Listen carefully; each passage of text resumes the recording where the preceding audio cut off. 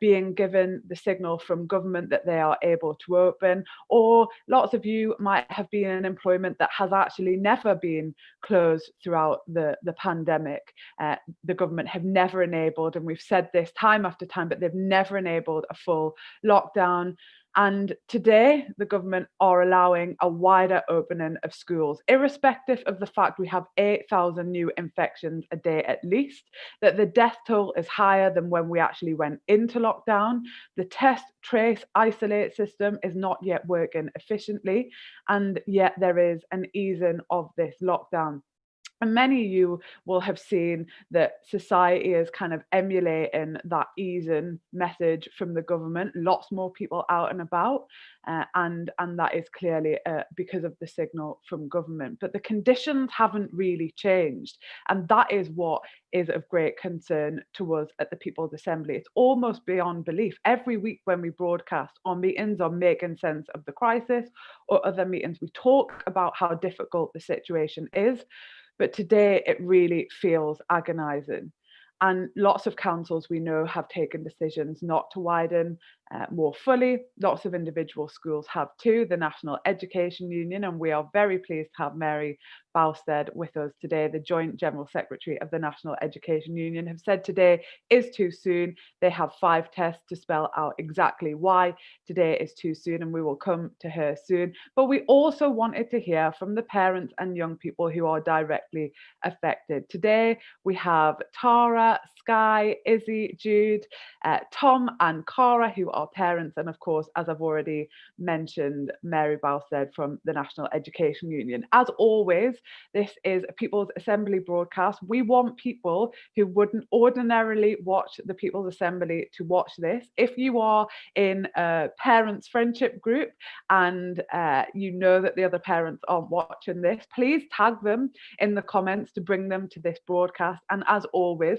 we rely on your shares and likes of the page to get to a wider audience. We don't have thousands of pounds, we don't have access to lots of the mainstream media, but we do have you, and your shares really increase the amount of people who are able to see this. I'm going to talk to the young people first this morning about their experience of lockdown, first of all, about some of their thoughts on why they wouldn't feel safe going back to school today. So I'm going to come to you, Izzy, first, if that's all right, and just ask you, like, how have you found this whole lockdown experience? You're on mute. Sorry, it's going to be like the term of our century, isn't it? You're on mute. Go ahead, Izzy. It's surreal, honestly. It's such a dramatic change from my daily life, like waking up, going to school, doing my work, coming home, to not being allowed to leave my house, having to do so much work by a certain date. And I've learned a lot of responsibility. Before it was just my parents sort of nagging me like, oh, you need to get this done. But now I actually have to be responsible and manage my own time more than I had to before. But because you're obviously really young to be experiencing a global viral pandemic. Like, I'm 32. How old are you, Izzy? I'm 12. Yeah, I mean, you're so young, and I don't mean to be patronizing, but what does it feel like? It just feels just surreal. Like I said before, it's just so weird. And Tara, you are in one of the age groups affected that would have been going back to school today. What's the whole lockdown experience been like for you? Well, I feel like going to school every day and then coming back is a dramatic change, but I feel like it is necessary, because I feel like we don't need to really spread the virus with the community. So I do feel like it is what we need, but it's like still not seeing our friends, the end of the year. And it was very, very, very sad when we found out that the pandemic was that big and that we were going to have to go in lockdown, because Boris Johnson originally said just it's not that big of a deal. But now it's led to this, and all school trips cancelled and plays are cancelled. and then my end of year graduation's cancelled. It's just like such a lot of memories that you're missing out on. I'm sure that you'll make a lot of those up. But Sky, I think you're our youngest guest this morning, and I'm just wondering how you have been feeling, like about the virus, about not being at school, about just having to be at home, and if you just take off mute as well.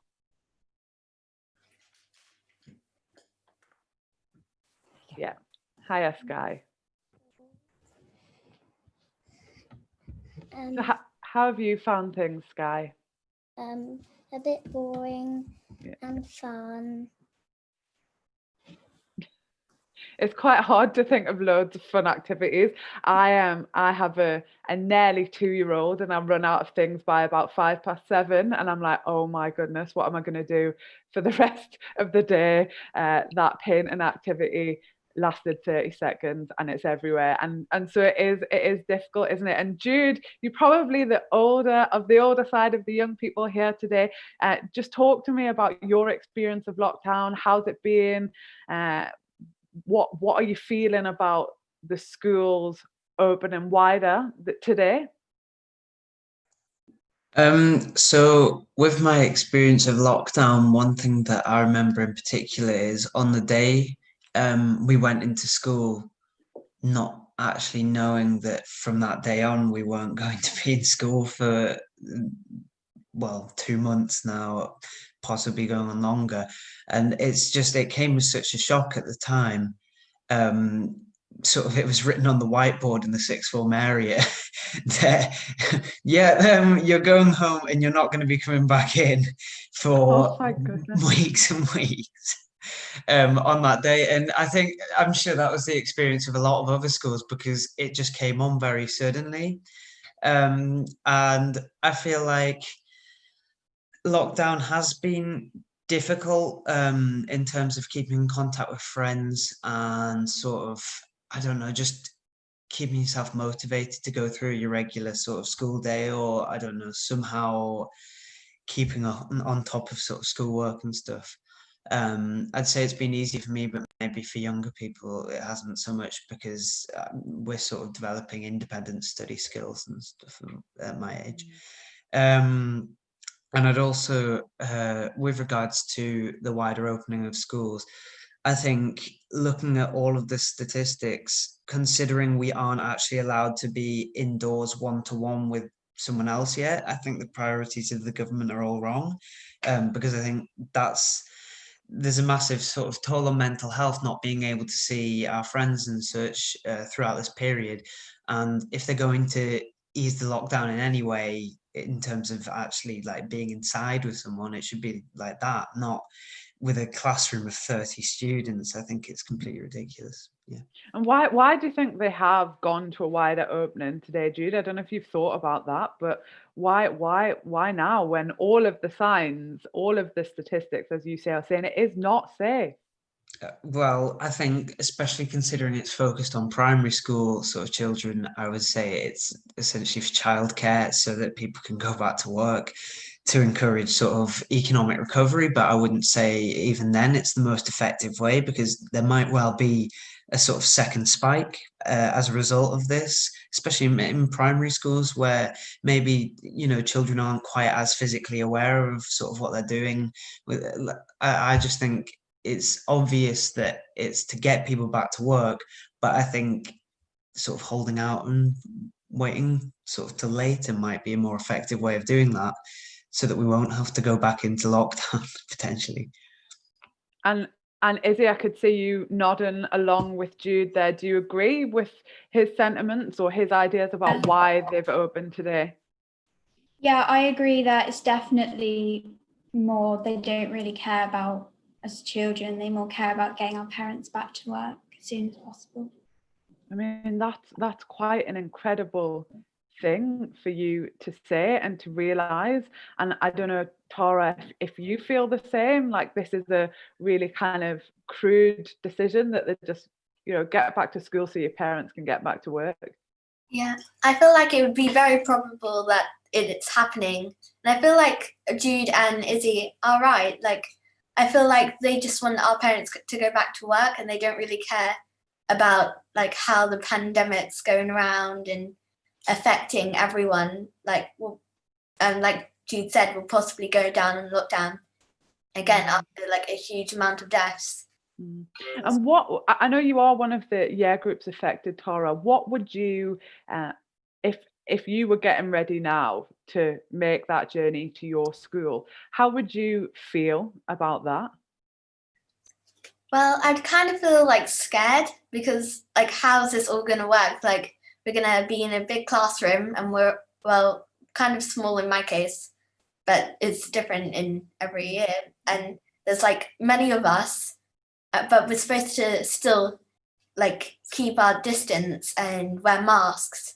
But then how's that going to work if we're working together? And it's like, and in schools, just everyone's falling over and just children need a lot of care, especially primary school. So I really don't understand how it's going to work. It is so weird, and I can imagine for lots of the young people walking into that school environment this morning that their classrooms, their space is going to look a lot different. I'm just wondering if I can come to you, Sky. So how would you feel if you had to go to school today, if you weren't able to just stay at home? How Yes. speak to them. Not safe. You wouldn't feel safe, no. And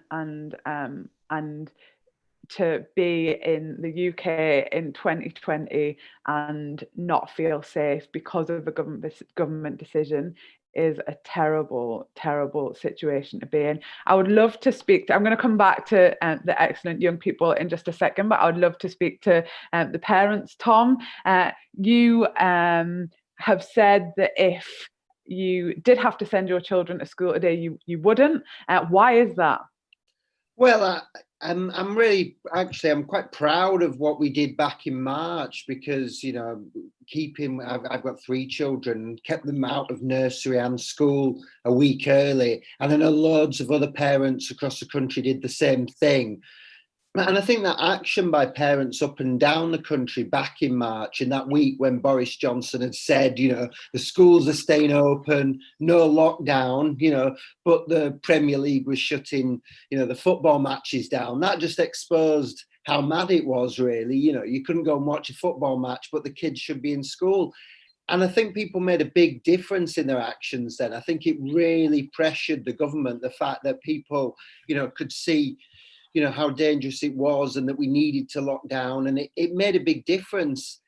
And it's come to the situation now, I think it feels like we're abandoning the vulnerable in our society by, you know, by returning the kids to school, you know, forcing the parents back to work before the virus is under control. You know, that's the really, you know, I'm so angry with this government. Our government could have done what they've done in New Zealand and Hong Kong and, you know, South Korea. These places have, there's no vaccine, but they've got the virus through a combination of strict lockdowns, early lockdowns and mass testing, you know, mass tracing and isolation. They've got the virus under control.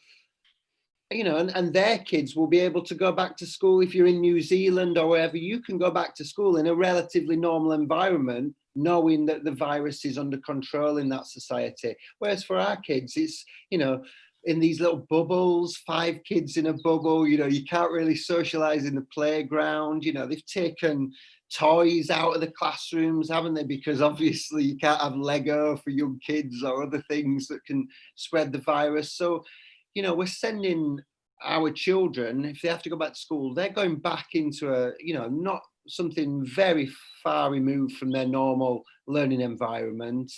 And, you know, what about their grandparents? You know, that's the sad thing, isn't it? What are the really vulnerable supposed to do? Are they just supposed to isolate forever, you know? So, you know, I think I understand lots of parents have no choice but to send their kids back to school today. But I think for all those parents who can, you know, we need to hold out. We need to hold out and keep the pressure on. And it's interesting that you should say that, Tom, actually, because on the feed, there are parents who are right now getting their children ready to go to school. And that is such an agonizing decision. And as you say, for lots of people, there is no choice. If it's about facing destitution, about being made redundant, about getting the sack, or going out to work and sending your children to school, what an agonizing decision. And at the People's Assembly, we are not about individual blame or individual judgment. The blame lies squarely with the government for putting people in that position. And I want to come to you, Cara, actually, about the parents that you know, about why you wouldn't be sending your children to school today. Well, I feel a bit, Laura, like this is watching a car crash in slow motion. Like, we can see all the reasons why we shouldn't be sending the children back to school, and more widely lifting the lockdown before we're really ready.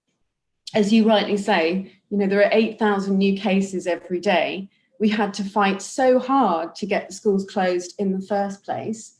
And unlike Ireland and Greece, who locked down hard and fast and early before they had any deaths, you know, their numbers speak volumes now, whereas, you know, we're regarded as the sick man of Europe. We very much have, you know, we have 3 figures daily death toll, whereas, you know, everybody else seems to be in the single figures and doing well. So it's for me, there's no doubt in my mind that this is much too early to lift the lockdown. I think for a lot of parents, obviously there's an awful lot that think it's crazy, not just parents, but teachers that I've spoken to as well. But there are a lot of people that, you know, as you say, they feel they have no choice but to send their children back to school. And it feels very much like bullying. So when I said it's like watching a car crash in slow motion, you know, I think we're all afraid that, you know, we've worked so hard to get the lockdown put in place in the first place. It's being lifted much too quickly before it's safe, in order to boost economic recovery. And I think, you know, as Jude said, it's absolutely ridiculous, because actually it's going to have the opposite effect. If we end up with a second wave, you know, obviously we're going to have to lock down again, probably harder, because we didn't have a proper effective lockdown in the first place. So I think for a lot of parents, I mean, I consider myself one of the lucky ones. I work from home. I'm able to say, no, it's not safe. I'm not sending my children back. For a lot of parents, they find themselves between a rock and a hard place, and the same for teachers. And I don't think that even where there's any shadow of a doubt, we should be even having this conversation. You know, if children feel afraid, and they will pick up on the fear of parents, they will pick up on what's in the media more widely. You know, why traumatize children like that? You know, for little children, you know, as Tom said, we're taking the toys away. They can't sit near their friends. You know, it's going to be a completely different than it was when the schools were closed. There are going to be far fewer children in the class, probably not even the same children in the class, maybe not even the same teacher, you know, maybe not even the same classroom. For all intents and purposes, for a lot of kids already traumatized by the pandemic and by what's been happening, we're traumatizing them again by sending them back into what's effectively like going to a whole new school. And they're scared. Why should we put them through that? I remember before the lockdown was put in place, feeling that tightness of, you know, the anxiety of all people going to school. There are very few minimum wage jobs that can be done from home, and therefore there is a hierarchy of protections at play in this country. And I am scared, I am worried about how that will play out in mortality rates. We've already seen some of the initial data from autonomy that we have mentioned before, but that your employment status, your wealth determines exposure to the virus is a damning indictment on this government. And I just want to bring in, so everyone kind of sit back and relax now, because it's over. I'll bring you all back in, but I'm going to come to Mary Balstead, who is the Joint General Secretary of the National Education Union, who is going to set out, I have to say, you've done sterling work at the National Education Union, and the way I think people people know how successful people are being is the level of attacks you get from elements of the mainstream media. And you've certainly been making headlines over the last few weeks, Mary. But could you just set out for us now why you think today is too soon, it's not safe right now?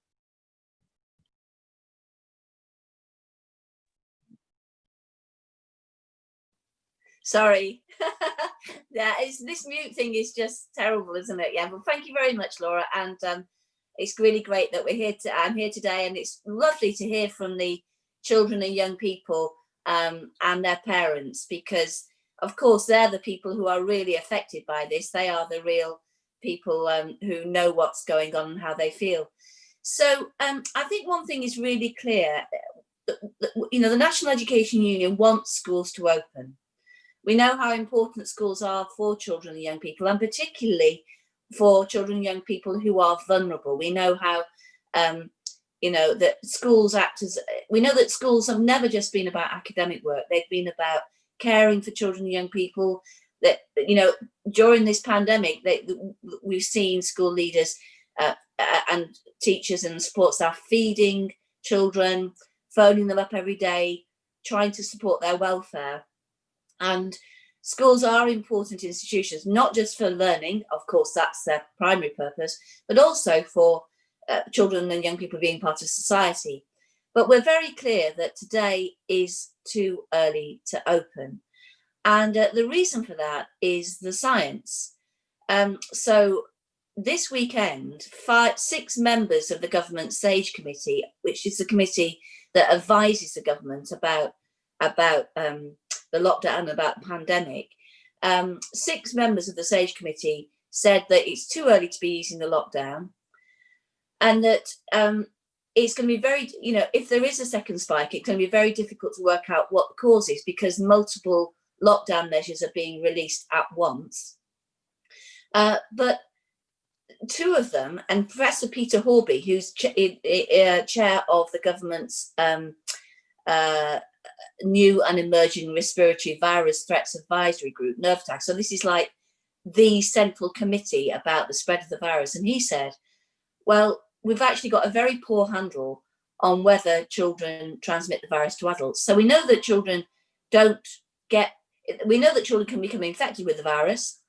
We know that they don't become ill very often with the virus. So there are very few get this awful inflammatory syndrome, but that's very, very minor. But what we don't know is whether children, and to what extent children, pass the virus on to each other and to adults.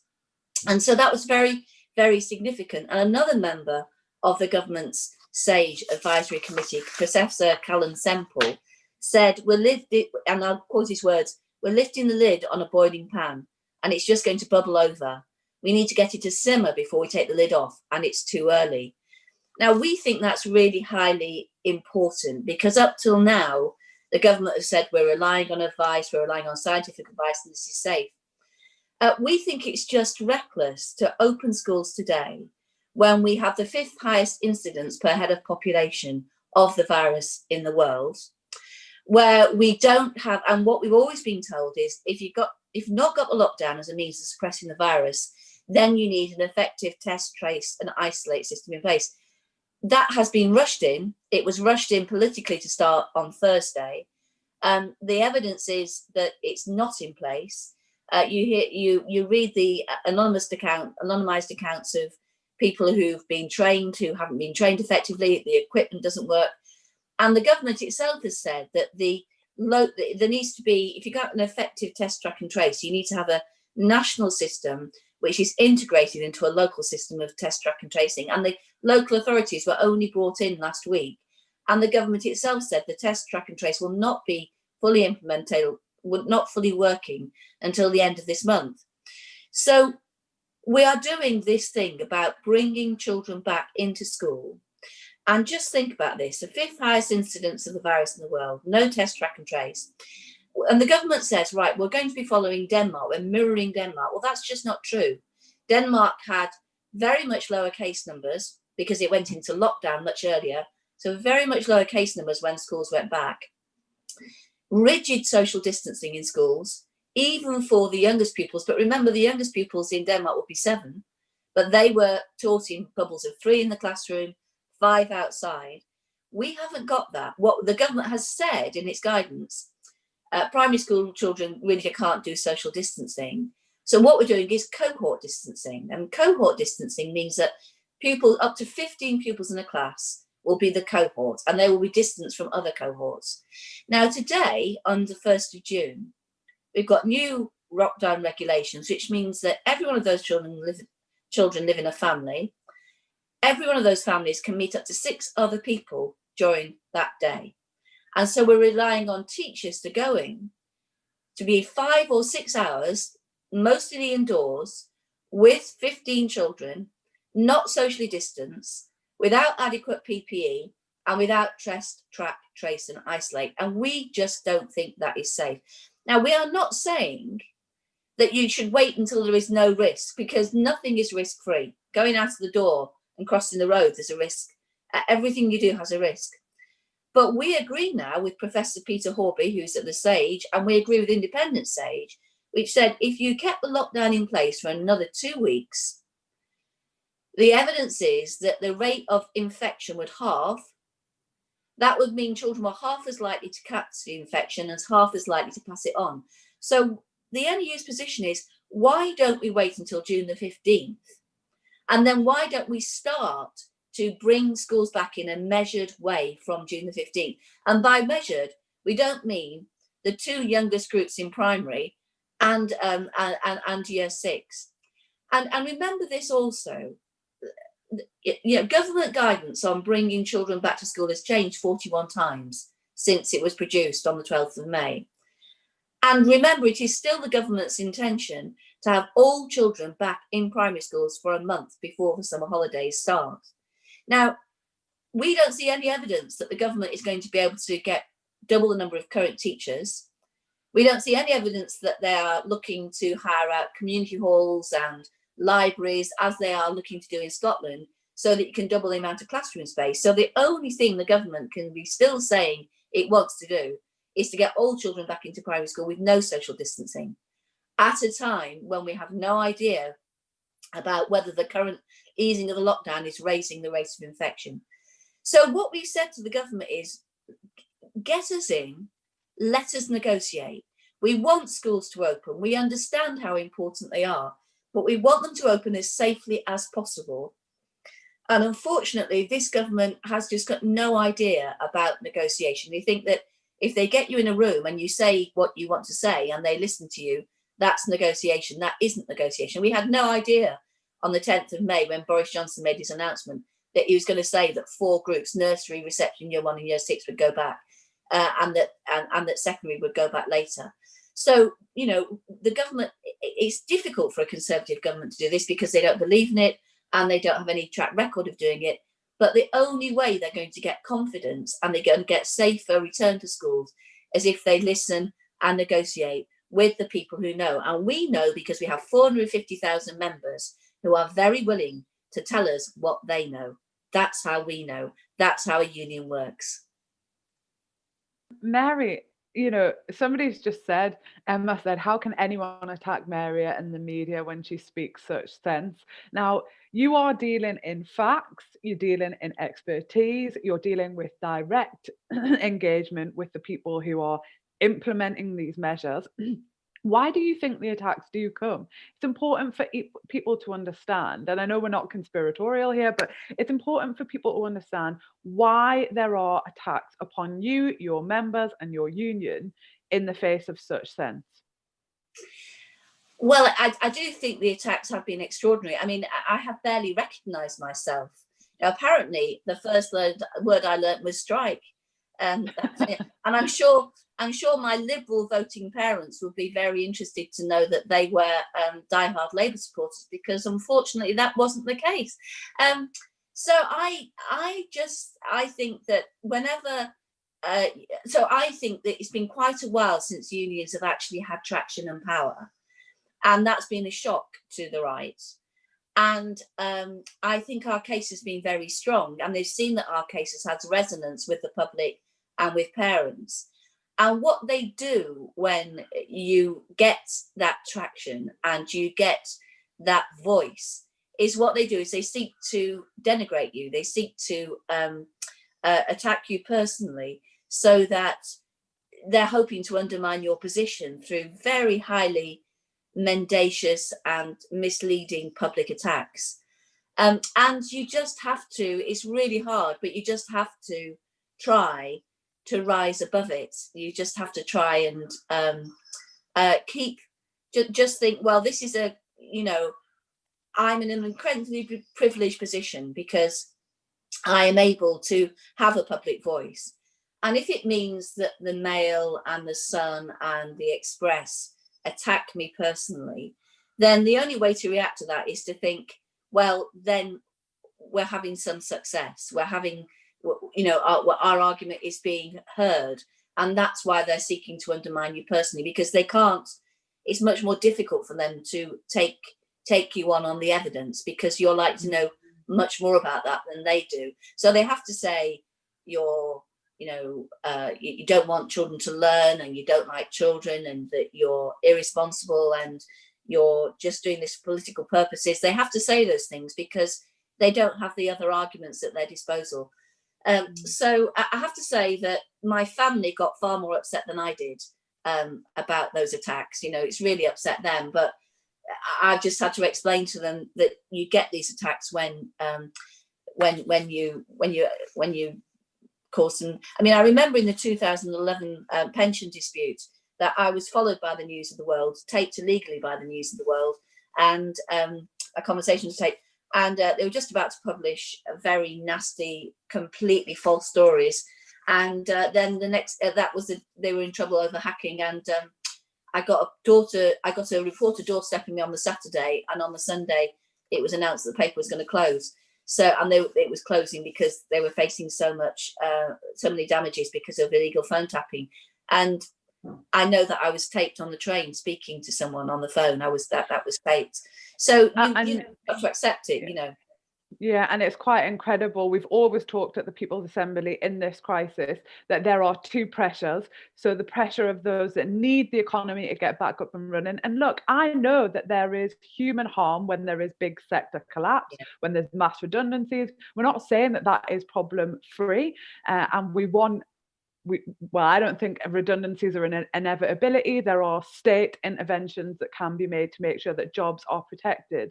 But you are exerting a force upon the government, and it is by many seen to be like a roadblock to getting the economy back up and running. But I know at the People's Assembly and the National Education Union, human life and health is the number one priority. And Lizzie's just said, by the way, that the young people are being so patient here. I really agree. I'm going to come to Tom, Cara, and then I want to come back to the young people to talk about what do we do, the future, your ideas about the government. Tom, what do you feel hearing what Mary's just set out, but knowing that the position of our own leaders, our own government is totally contrary to that? Well, I think it's clear the Tories have hated the teaching unions since probably going back to the 1980s, to the miners' strike and the strikes. There are a lot of industrial workers, a lot of their unions were destroyed in the 1980s. But teachers had a lot of disputes with the Thatcher government as well. And that kind of bitterness, that kind of, the idea that Tories are at war with the teaching unions almost is always there. It's just, you wish you look at the situation just across the border. I live in Bristol, 20 miles west over the bridge to Wales. It's a totally different situation there. The Welsh government are saying we're not going back until September. They're obviously taking the science very seriously. It's the same in Scotland and Northern Ireland. But in England, it really feels like the Tories were on a mission. It does feel it's about the economy, but it does feel it's about control as well. It's almost like the Tories want, they want to turn the screw on people a bit. They see schools, a lot of the things they've done in schools in the last 10 years, the academies, taking schools out of local democratic control, Michael Gove's making the curriculums really knowledge heavy again, all these regressive measures in education. And I think this drive to get the kids back into school, at this point is one with that, you know, that wider strategy. The Tories they see education as a bit of a culture war, don't they, in a way? But the Tories claims that they care for disadvantaged children, you know, after they've slashed youth services funding, after they've shut libraries, all that they've done in 10 years of austerity. But, you know, the Tories care so much about disadvantaged kids, even though they all send the kids to Eton or some other private schools. It's like, they're having a laugh, really. They're having a laugh, you know. They needed to get the virus under control. That's the truth. They haven't done it. The virus isn't under control, as people have said. Now they're trying to get kids back into school and parents back into work, and a big public health risk to us all. And there's this kind of division, this fake division in people's minds, isn't there, that somehow trade unionists are these beastly characters that are kind of trying to threaten your earnings, your way of life, your existence. They're so radical and unreasonable. And actually, it's the people that wipe your children's nose or cuddle them when they fall down in the playground. They're not a separate entity. They are teachers. It's probably one of the heaviest densely populated memberships sectors is teaching. Most teachers are trade unionists. I don't think that's a factually incorrect thing to say. Cara, I'm coming to you, and then I want to kind of close the show with young people and any final comments. Cara, you've just heard from Mary and Tom that there is a bit of a culture war going on, huge attacks on the teaching unions at the moment. What are you thinking about the attacks on teachers, the wider opening of schools, and really I just want to hear what you think about the government's handling of this crisis? Well, first of all, Laura, I would actually like to say a huge heartfelt thank you to Mary and the NEU more widely, because I really feel you haven't just spoken for teachers, but you've spoken for us parents as well. And it's been such a rational voice in the media, and if anything, so rational that it's actually shown up the government for how completely irrational and crazy this whole thing is. I think, as Tom correctly says, the simple truth of the matter is that the government have lost control of the pandemic in this country. They did quite a long time ago when they stopped testing and tracking and tracing. Attacks in the media on the NEU in particular and the trade unions on teachers has just been laughable. As a parent, you know, actually reading that these terrible trade union people are sort of poisoning the well and stopping our children from going to school, and they won't let the teachers go and teach. And I think, you know, even for somebody who doesn't know a great deal about trade unionism, it must be fairly obvious that the National Education Union is teachers. It's, how many did you say, Mary? 450,000 teachers. You know, it's. I think it's so obvious that the media is very much pushing the government line. Let's get them back to work. It's much too early. I think they're actually going to undermine what they want to do, which is to boost the economy, because they are going to trigger a second wave at this rate.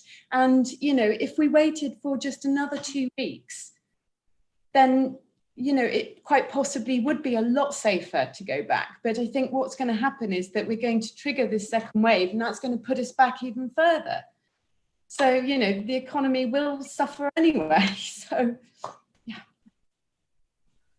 and some of the contradictions that are being pointed out by people watching. Suzanne said that the Deputy Chief Medical Officer said yesterday play parks will not open as children can't socially distance there, and they could wipe their nose and smear it down the slide if they're anything like my child, or they'll just smear it on you. They told schools to make use of their outdoor play space. The contradictions are unbelievable. So it's not okay in parks, but it is okay in schools. Other people have said the NEU have been incredible in speaking up for our teachers and children and sharing the science. And I'm going to come to you, Jude, I want to know what you would say to other young people who right now might be getting ready for school or might be thinking, oh, goodness me, just get on with it. Like, stop moaning about the situation. The government are doing the best that they can. What would you say to kind of pull them into our movement, our protests, our critique or questioning of the government? I'd say that they need to have a walk around, for example, Durham, where we are, and just walk around and see all the people who aren't socially distancing and are all together in these massive groups and such. And they need to just take a bit of responsibility where they can to do, because obviously you can't directly sort of control what other people are going to do, but you can do what you can to sort of not contribute to what now the government is also enabling with sending sort of children back to school. So I'd say, you know, try and think with, just consider why the government's actually doing it. Are they doing it for your education? Because if they were doing it for our education, I think they'd be maybe investing a little bit, probably not that much, into maybe online lessons. I know that that's not necessarily a provision across all schools. It's not necessarily in my school for all subjects. And I think they should be focusing on that and not sending especially primary school children back into school. And I think at my age, we've got, you know, we have a mind of our own. We should make those decisions, be responsible for ourselves and basically for the whole country in our actions, what we do.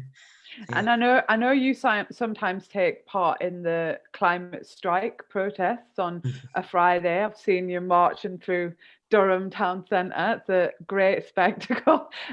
What about your activism? Will you stay involved? Like, has this pandemic made you like more interested in creating a different system? Has it made you how has it made you feel, this whole crisis?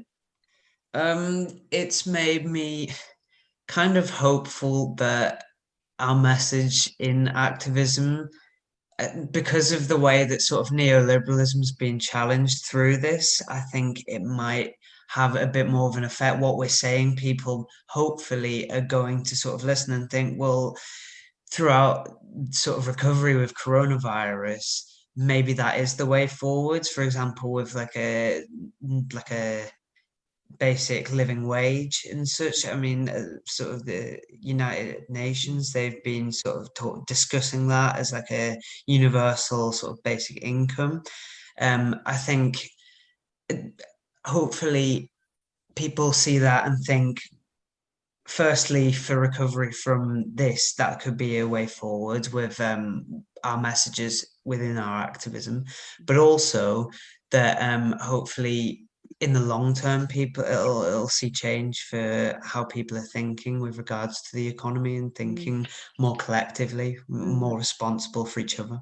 I agree, Jude, because everything that all of us have kind of been protesting against before, so austerity, as Tom talked about, the cuts to social services, to children's services, to school funding, health funding, it's almost as if it has kind of shone a light on the fragility of the system, this pandemic. It has intensified all of the things that we said were wrong.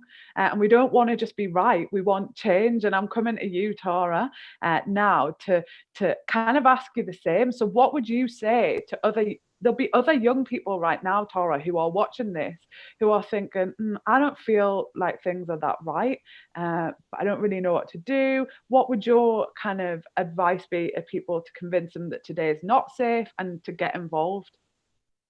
I mean, like I'm 10, almost 11, so lots of people in year 6 would be around 11 and they're thinking, well, I'm just a kid, I'd leave my parent up to it. But we're soon going into secondary school, which is a lot more independent. So we need to find our like opinion. And I feel like it's like your health. So you should think about what you want. And it's just, I don't think the government's doing the right thing.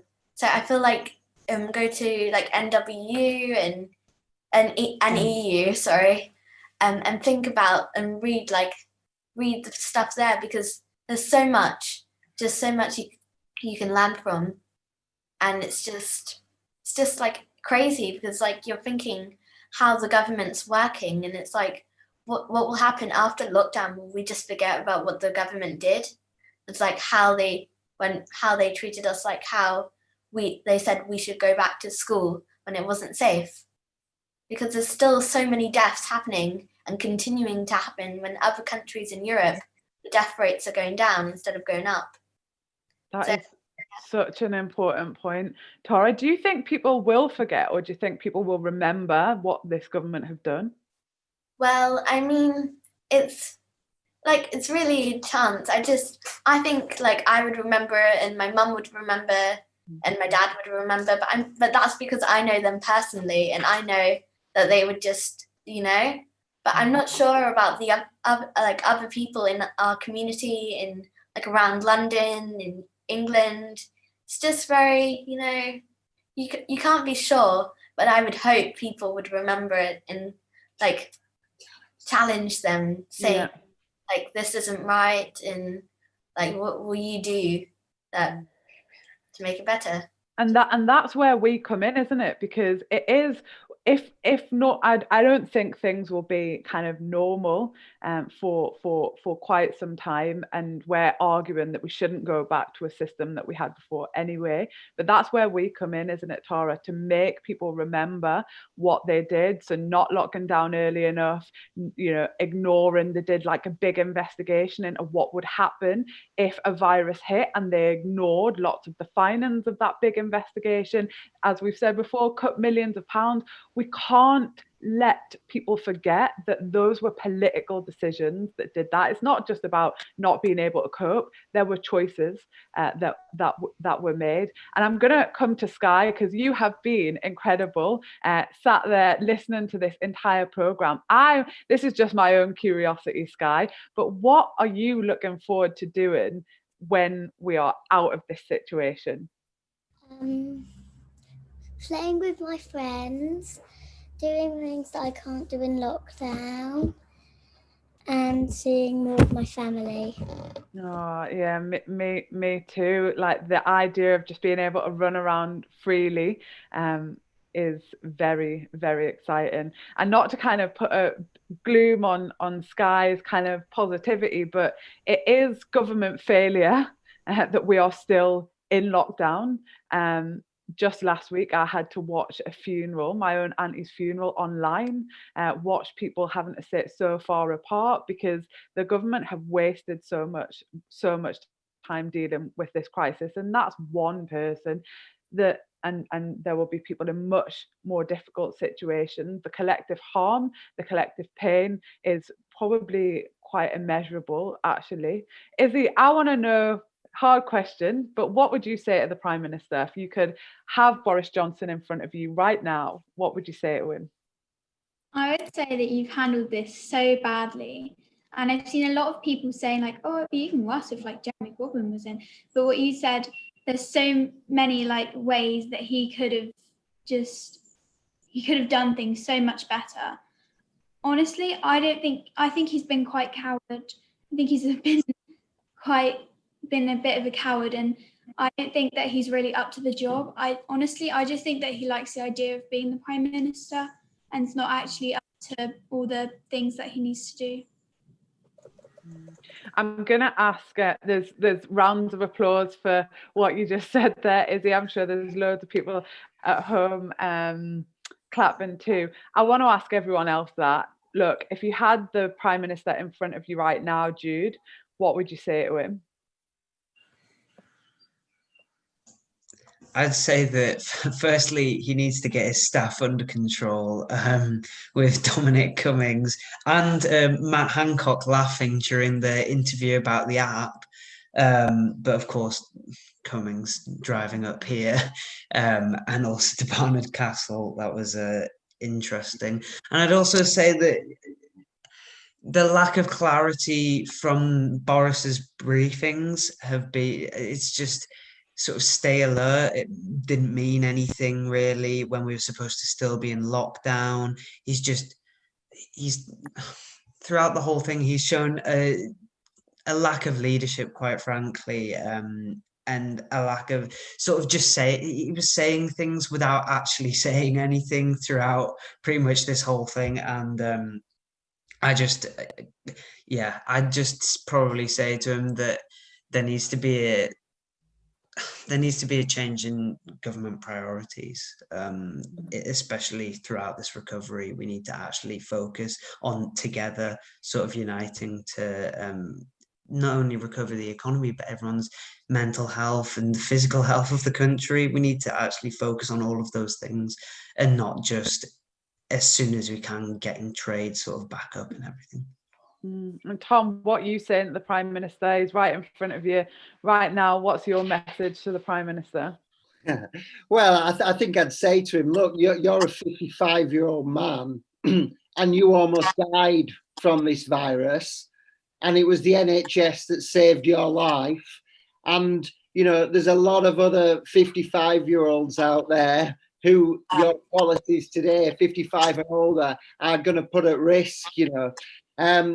And he's talking about what, a 2-year pay freeze, is it, for NHS workers, you know, coming out of this, the kind of people who've been saving lives. You know, this is totally wrong. Boris Johnson, I'd say renounce your political philosophy.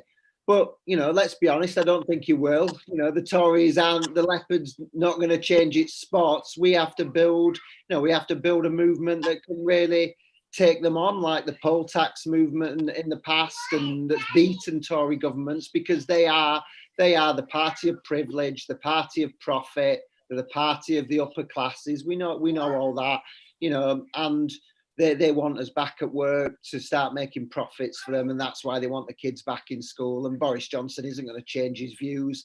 You know, he's a man of privilege. He's a man and conservatism's his political ideology based on that. We need to be out on the streets as soon as we can be safely. You know, that's what I'd say to him. I am. There's a comment from Denise Wilson who said, let's get this young man to be Prime Minister. I don't know if that's you, Jude, or you, Tom. I don't know. Maybe you could have a kind of joint premiership for a day. Sky, Tom saying he'd be no good. I beg to differ. I was saying I'm not young, so it must be Jude. Oh, okay. Sky, if you had Mr. Boris Johnson, our Prime Minister, in front of you, what would you be saying to him right now? Care about other people, and he should have started lockdown earlier. I really very much agree with you. And Tara, I'm going to come to Tara, then Cara, and then I'm going to have Mary kind of give us our last rally call on the day that teachers, parents, carers and young people are facing a really agonising choice. Tara. I would just Mrs. say, Johnson, yeah. I would just say resign. That's all I would say. Walk away. Don't even want to know what he has to say. I just want to say, like, if like lots of adults are saying like, oh no, he should resign, and a 10-year-old is saying resign, basically all age groups, like all people from different age groups know he should resign, then like it's saying something. I mean that's a very kind of powerful message, especially from young people, that there isn't faith actually in the Prime Minister and how he has handled things. Cara, I know it's a tough one, and politics isn't about one person. He has a cabinet of people around him. I suppose, what would you say to the government, to the Prime Minister today? Well, I think I certainly echo Tara's sentiment. I think at this point it's, people are saying how awful it is that Dominic Cummings hasn't resigned, and quite frankly I'm also surprised that Boris hasn't resigned. He certainly should, but in the absence of a resignation, I would say to him that your government has not managed to get a single thing right so far. In fact, it's difficult to see how you could have got it more wrong. We had to force the lockdown in the first place. We had to force them to close the schools. We have 38,000 people dead in this country. Thousands of lives could have been avoided. Thousands of deaths could have been avoided if he had taken action. So my underlying message to Boris Johnson would be that you need to take responsibility for your role as Prime Minister. You need to take it seriously. because it's killing people. Quite literally, it's killing people. And Mary, thank you so much, Cara. Mary, you have a great responsibility. Actually, you represent thousands and thousands of support staff, teachers, people who are going into work, who have been going into work, by the way, this whole time, who are feeling anxious, just from the teachers I know, very like personally anxious about now having to disinfect schools, have the responsibility for keeping those children apart, the rotas, the procedures, will there be an inspection of how this is handled? You know, what would be your message to the government in the face of this huge responsibility?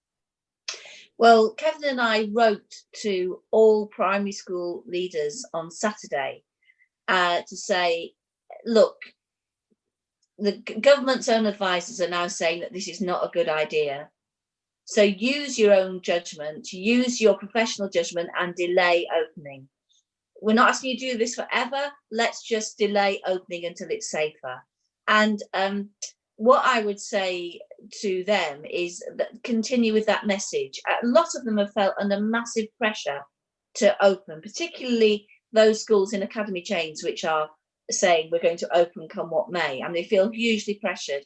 So I do understand the pressure that school leaders are under, but teachers are scared, support staff are scared, parents are scared, and we haven't been scaremongering. What we've said is, let's do this in let's do this in an ordered way, as they've done it in Denmark, as they've done it in France, as they're going to do it in Scotland and Wales. We don't need to look far afield to where it's working well. The question is how they've quite managed to end up with such a chaotic situation today, and that's no good for parents, it's no good for children, it's no good for society. Really, we want the country to move in one step towards the school reopening. That's just simply not going to be happening, and we have to, and the government has to take responsibility for that. But I always believe, as a teacher, that there's always a chance that you can do things better. So why don't we start trying to do things better now? I completely agree with that. It seems just so hard on the soul, doesn't it, that there are other nations whose leaders have not taken a decision to open more widely today. There are councils that have taken these decisions, but there are people right now heading through the classroom door, and we are in full solidarity with those people. That is the end of our conversation. I cannot thank you enough, to Cara, to Izzy, to Jude, Tom, Mary, to Sky, Nazanin and Tara. Thank you for all of your contributions. Honestly, the comment chat is just full of if only you ran the country, the children have much more sense than the government. I agree. But the closing message, I suppose, from the People's Assembly is nothing is handed to us. Nothing changes without pressure. Nothing changes, unfortunately, without conflict. And the conflict at the moment is with the teaching unions and teachers, and we are in full solidarity with those. We also have broader demands, though, too, that those people that are being forced out to work with little protection in terms of employment contract, wages, a social security system that is inadequate when people lose their jobs. We need to fight for all of these things to make sure that working people and our communities are as safe as possible. But very practically, please keep up the pressure on your Member of Parliament, on your local councils, because essentially we're kind of kicking the can down the road in some of these local authorities and in some of the other nations. There still are decisions that are going to have to be taken very soon. Keep up the pressure, write to them, put your posters up that the People's Assembly have provided. Make sure that people know that we stand with teachers, support staff, with young people, with carers. We are not standing with the government in the time that they have wasted, in the way that they have handled things, and that we can force that change. We are the people. Our movement is what can keep people safe. Thank you so much for watching. Please register for the activist school if you don't quite know what to do with your anger and your despair. Put it into activism, and we have an activist school on Saturday, the 20th of June. I hope I've got that right. There'll be flyers that come up. But solidarity to all of you in the nations right now in this health crisis. thanks from the People's Assembly. Thanks so much to all of our panelists, and have a great rest of your day as much as you can. Thank you. Thank you.